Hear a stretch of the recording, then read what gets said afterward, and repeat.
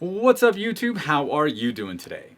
I'm Chana D, the Techno Dad, and in this video I'm going to give you my full review of the Outlaw Audio Model 5000 5-channel amplifier. And we're going to get into it right after the jump.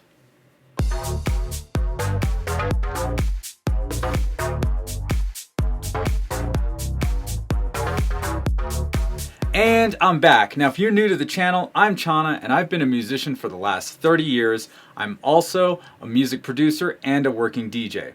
So I'm really into my sound and I want my sound to be the best it can be. Now if you're interested in stepping up your audio game, you've come to the right place. If you haven't seen my previous unboxing and setup video of the Outlaw Audio Model 5000, I'll link that video down in the description and with a card up top. So I've had this amp for the last 3 months, and I feel now is a good time for me to give you guys the review.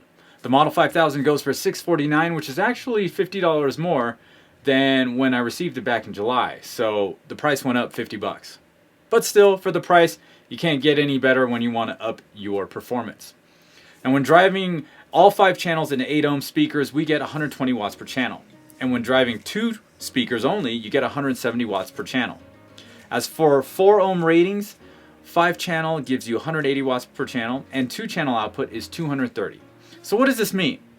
This tells me that if you have like 4 ohm or 6 ohm speakers, like ELACs for example, this would be a great 5 channel amplifier to run those speakers.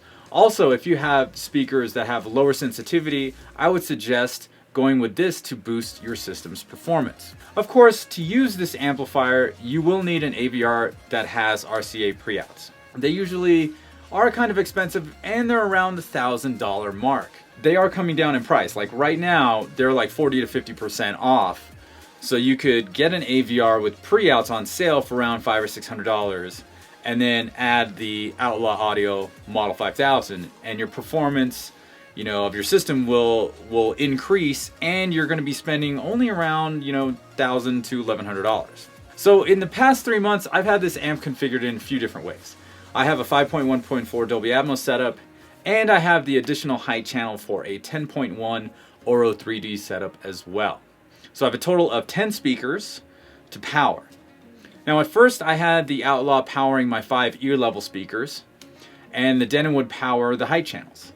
Now this was great with my 5 clip speakers, but this was even better, like way better performance I got out of the SVS Ultra Bookshelf speaker system. Now they have a sensitivity rating of 87 decibels, so they need more power. Klipsch has 11 decibels higher sensitivity rating, so it's easier to power those. But with the Model 5000, it was a very noticeable bump in performance and I actually got those SVS speakers cranking. Now I've been getting a lot of questions about how this amplifier changed the dynamics of my system. Meaning, are there any noticeable differences when watching a movie and when there are big shifts in dynamics? And the answer is yes. Big fat yes. Dynamic shifts in music and movies is where external amplifiers, like the Model 5000, really show their worth. My wife knows I love the movie Seabiscuit and recorded it one day on our DVR. And if you haven't seen it, it's a really cool movie. It's old. Yeah, Tobey Maguire's in it, but that's okay. That's okay. I believe the dude is in it as well. Anyway, you should check it out. Now, as I was watching the movie, I noticed there are many times where there are huge dynamic shifts in sound. There are scenes where you're in the middle of the horse racing and it's like thunderous and sound is super, super loud. And then it goes really quiet as it like shifts to a different location where people are talking.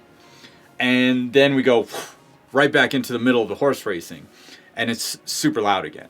I ended up buying the movie on Blu-ray and watching a few times with and without the Model 5000 connected to the SVS Ultra Bookshelf system. Now I know some of you will say in the comments, and I'm going to say this now, I did not have a subwoofer connected. I repeat, no sub was connected. The Ultra Bookshelves and center were running in full range.